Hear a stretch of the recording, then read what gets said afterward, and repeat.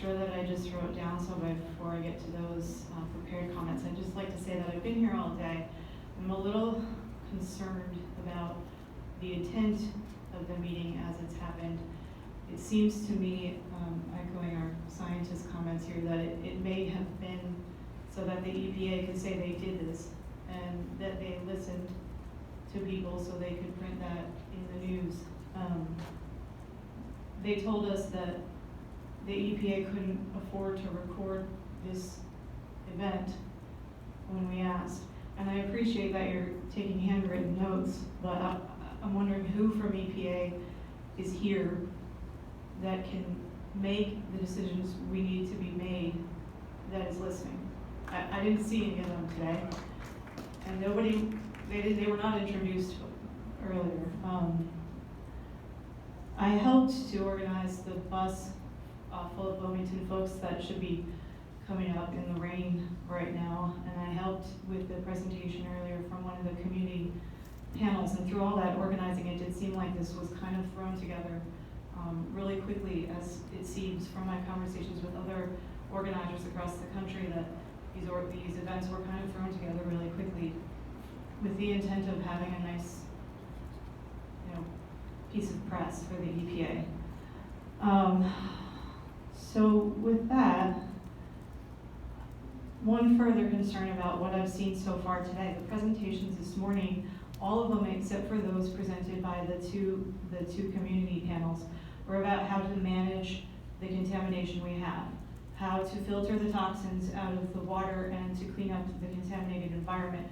We heard from EPA staffers, amazing scientists, great people doing great work, and I appreciate their attendance, but where were the EPA regulators?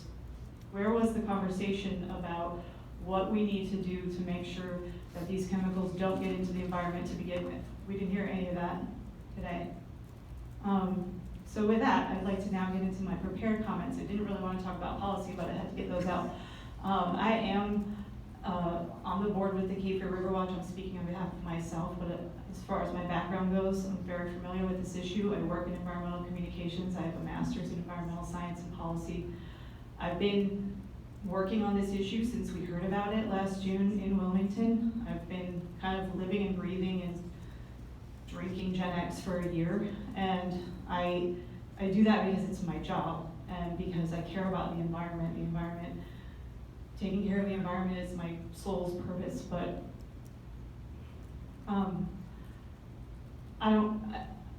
today I wanted to talk to you about something else. I wanted to talk to you about this guy right here, who is my brother. His name is Brant Raymond. He's a U.S. Marine, and he's a Chicago firefighter. He's the most generous, most hilarious, awesome guy I know. And he found out in November of last year that he has fatal cancer. That he has 1 month to 5 years to live. That's what they told him in November. He had just been promoted to lieutenant. He's only 46, but he was planning on moving to the Caribbean after retiring.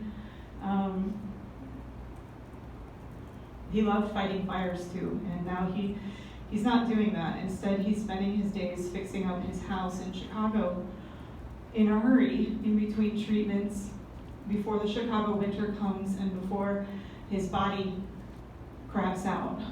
And he's not complaining about it, obviously.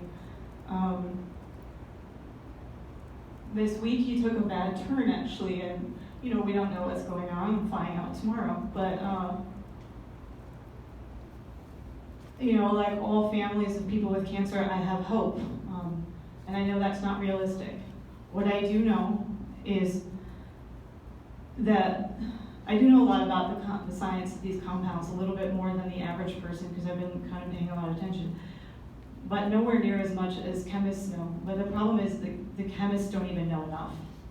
Can I please ask you about your comments? 2 more lines. What we do know is that cancer is the leading cause of work-related death for firefighters. The leading cause of work-related death for firefighters is cancer. How are they getting so much cancer? We don't know. My brother saves lives and puts his life at risk, and we don't know how he got terminal cancer. And we don't know, we know why we don't know. It's because we allow chemical corporations to force decision makers into letting our firefighters get exposed to stuff that might kill them before a fire does. And why? It's simple: to help a corporation turn a profit and to help a legislator get a bump in his campaign contribution. That's it. Those are the reasons, and they're simple and they're sick. We don't know if his cancer is caused by these compounds. We have no clue. We don't know if they're caused, if his firefighting turnout gear, which is filled with PFAS, or the fumes coming out of the fires that he's fighting, filled with stain-resistant carpeting smoke, or his exposure to AFFF during his military career. We don't know. But the fact that we don't know is the problem, and it's easily solved.